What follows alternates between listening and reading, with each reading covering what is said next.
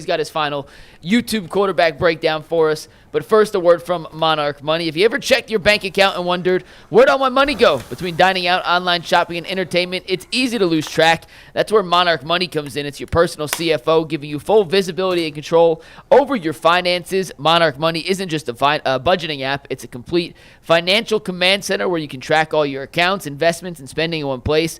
So you stop just managing your money and start building wealth. Take control of your finances with Monarch Money. Use promo code LOCKEDONNFL at monarchmoney.com for 50% off your first year. That is monarchmoney.com. Promo code LOCKEDONNFL for half off your first year. We'll get to Will Howard in the TV show. We will get to Kyle McCord now. And Shaun King believes he's not a first-round pick, but he could be the best sleeper prospect in the draft. Here's Shaun King on Kyle McCord. All right, Shaun, Will Howard is the talk of the town here in Cleveland, considering he just won a national championship 2 hours south in Columbus after the Combine. Shaun, we're doing 6 quarterbacks for this QB breakdown. This is number 5. We'll get to the 6th coming up in the WKYC show in a second. But Kyle McCord, the former Buckeye quarterback, turned Syracuse quarterback who turned heads in the ACC this season. What's your take on Kyle McCord as an NFL draft prospect? Out of all the quarterbacks in this draft class, Mikey, and you can run the tape, he has the most boom or bust floor ceiling of any of them. I mean, his good is really good. You're talking about a guy that left Ohio State. He played really good, 24 touchdown passes, 6 picks, went to Syracuse, who really no one had talked about Syracuse football in quite a few years, and threw for almost 30 touchdowns. The interceptions went up. That's alarming. He had 2 games, I think, where he just really played some bad football. And I think his floor is get everybody in the building fired. But his ceiling, and we're talking Kyle McCord here, is, man, still in the draft. Like, his good is really good. I mean, you can see the arm talent here. You see the ball location. I thought the passing game at Syracuse was a lot more pro-centric than some of his peers in this draft. They were under center much more. He had to make a lot of throws in the contested situations because Syracuse doesn't have elite speed at the receiver position. They've got bigger bodied guys that can make contested catches. So, I mean, I can make a highlight film that says Kyle McCord should be drafted first round, and I can make a mistake reel on Kyle McCord that says he should go undrafted. So I think because his lows were really low, he's probably going to be a 3rd or 4th round pick, in my opinion. But he's one of those guys, Mikey, that if he can just cut down on the mistakes, could end up being a quality starter in the National Football League for years. Let me ask you this, Shaun. So you have the boomer bust potential here with Kyle McCord. It feels like he has to go to the right system then to be able to reach that ceiling that you seem to like a lot. Do the Browns, with current Kevin Stefanski as head coach, Andrew Berry as general manager, Tommy Rees as offensive coordinator, is that the kind of system that would fit Kyle McCord on the next level? Or do you think he has to go to another team or another offensive system to maximize his pro potential? You know, I'll be honest. If Cleveland decides to go with a veteran in free agency at quarterback and comes out of the draft, and I don't have their draft picks right in front of me, but I'm saying this under the presumption that they have a 3rd and 4th round pick. They have 2 thirds and a 4th, just so you know, Shaun. Okay, if they came out of this draft with Kyle McCord in the 3rd or 4th round, I think they had a really good draft, because now you'd imagine that they added 2 starters in the 1st and 2nd round and got a potential starting quarterback in the 3rd or the 4th. So you'd have to say on the surface that would be an extremely good draft for the Browns. And last but not least here, Shaun, on Kyle McCord, the good we see on the highlights here, the bad, what happens when stuff doesn't go right for Kyle McCord? Why is the bad enough that you think has the potential to get an entire staff fired? Because it's about decision-making and mental toughness. There are times in the game where, and for context, you remember Sam Darnold, final regular season game versus the Lions, Sam Darnold, playoff game versus the Rams. In those games where he didn't play well, Kyle kind of has that lost in the spotlight, I'm in the wilderness without a compass kind of look on his face. And that just speaks about, you know, his emotional and mental immaturity. Can he grow out of that?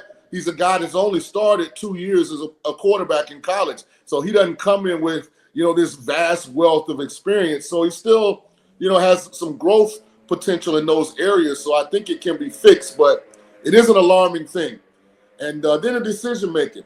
In the games where the turnovers kind of escalated, it was bad decisions. So is that just a situation where it's a brand new system, first year in the system at Syracuse, or is it he's untrustworthy once the whistle blows? The big question I would want to ask Kyle McCord, and if I was a GM, this would be my first question.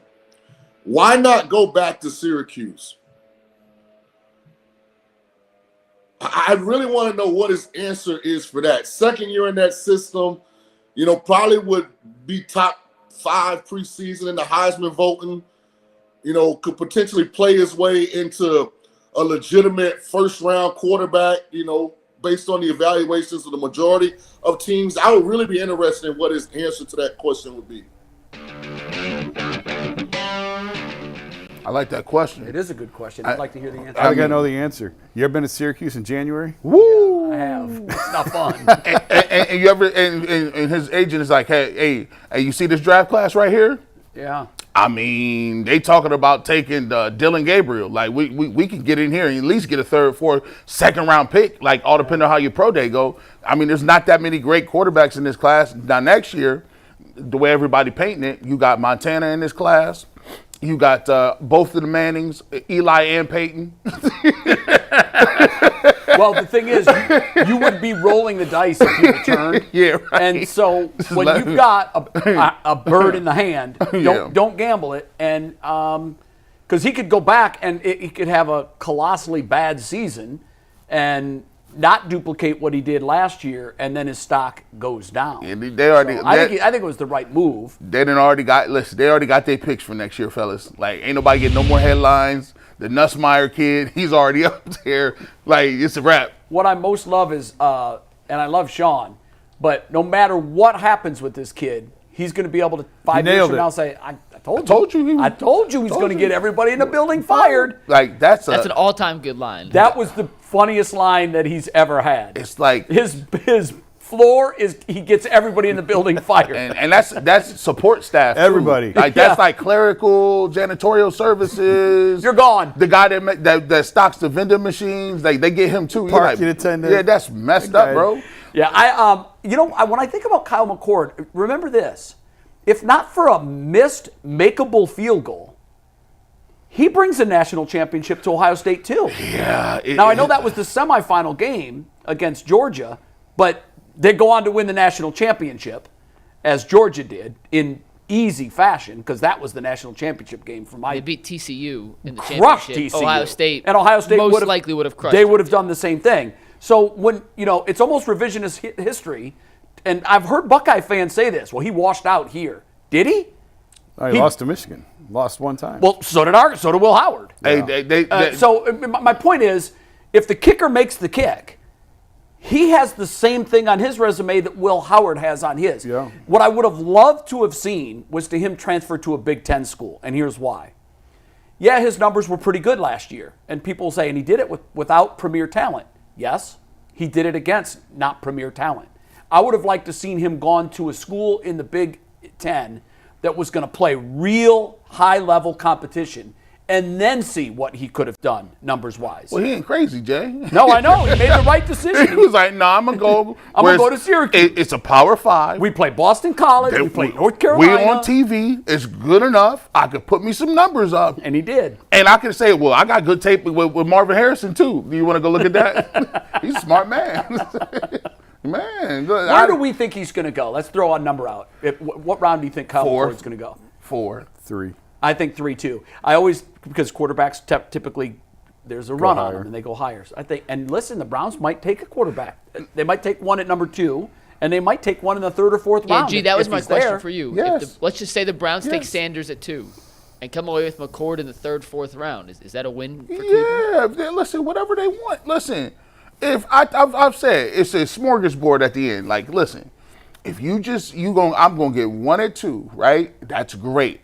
Then I'm gonna dip back. If it's Curtis Rourke, if it's Kyle McCord, I don't know. This Slough guy, Slough-ophagus, they've been making him like he didn't came out of nowhere. He like in the second round. Like I don't think he gonna make it to the third. Will Howard ain't gonna make it to the third. Jaden already talked him up. The check has already the money has Will's already. second round. Will I'm telling you, he's second Jaden round. used the stimulus package to get Will Howard in the second round. Somebody's gonna get Will Howard earlier.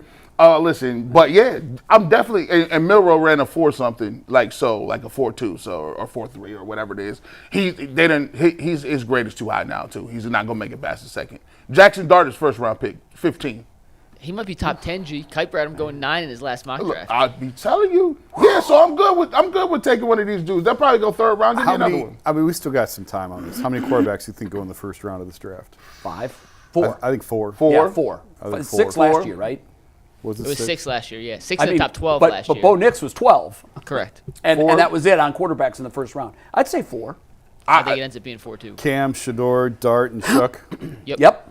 And they didn't. That's it. And then I think Will Howard will be a early second rounder. The order on those 4 will be fascinating. I Because can't wait to see it too. I just think that there's going to be some surprises in this agree. draft. You mentioned I Will agree. Howard coming up in the WKYC show in the B block of the WKYC Explain show. B block so people know what that means. After the first commercial break, Yeah. we come back. Shaun will break down Will Howard, and Jay's going to get very upset over what he had to say. No, I've already had a conversation with Shaun about it. Damn it! I wanted you to see this Jay live. skimmed the tape and he's already No. got his notes. No, I've already had a conversation. And listen, I can't kill him for what he thinks about him.